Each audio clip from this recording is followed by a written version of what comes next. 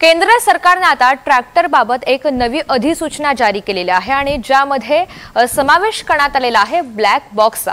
या निर्णयाला आता काही प्रमाणात विरोध सुद्धा दर्शवला जातोय, तर शेतकऱ्यांवरचा आर्थिक बोजा सुद्धा काही प्रमाणात वाढणार आहे। मात्र ही आयडिया, ही कल्पना नेमकी कोणाच्या डोक्यातून आली या संदर्भातला हा स्पेशल रिपोर्ट पाहूयात। शेतकऱ्यांच्या डोक्यावर तांत्रिक उपकरणांचा भार, ट्रॅक्टर मध्ये ब्लॅक बॉक्स बसवण्याची सक्ती होणार। केंद्र सरकारच्या नव्या नियमांना कोल्हापूरकरांचा विरोध।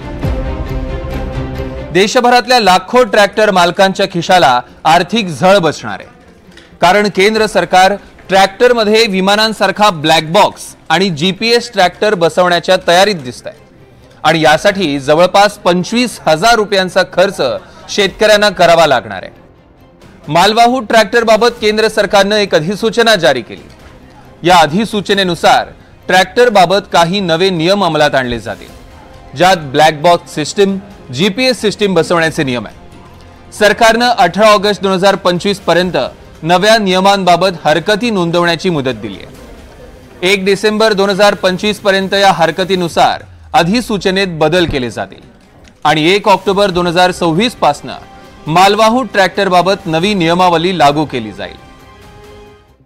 आता केंद्र सरकारने नवा कायदा पारित केला तर ट्रॅक्टर वापरणाऱ्या शेतकऱ्यांना चांगलाच भुर्दंड सोसावा लागेल।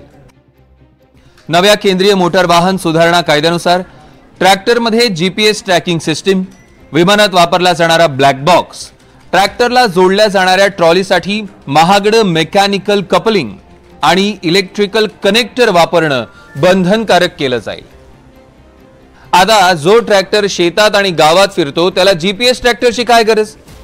जो ट्रॅक्टर 10 ते 15 किलोमीटर वेगाने चालतो त्याला ब्लॅक बॉक्स बसवण्याची काय गरज आहे?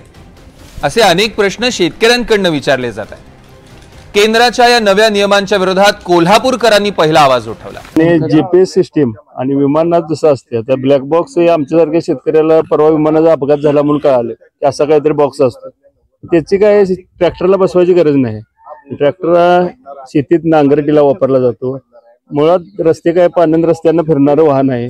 आता कसं झालं, शेती या निसर्गाने परवडत नाही, ट्रॅक्टर स्पेअर पार्ट मागलेले आहेत, बरं त्याचा उपयोग काय नाही। आम्ही स्वतः ट्रॅक्टर चालवतोय, आमच्याकडे ड्रायव्हर कोण नाही, त्यामुळे आम्ही स्वतः आणि एक ब्लॅक बॉक्स वगैरे बसवायची काय जरूर, आम्ही स्वतःच असल्यामुळे काय संबंध येत नाही।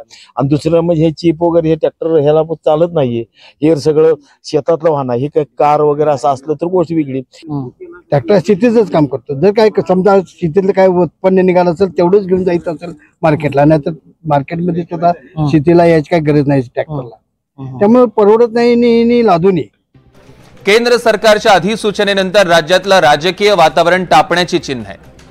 मुळात ही आयडिया कुणाच्या डोक्यातनं आली याचा शोध विरोधक घेत आहेत, तर महायुतीचे नेतेही अशी कोणती अधिसूचना जारी झाली आहे याची माहिती घेत आहेत।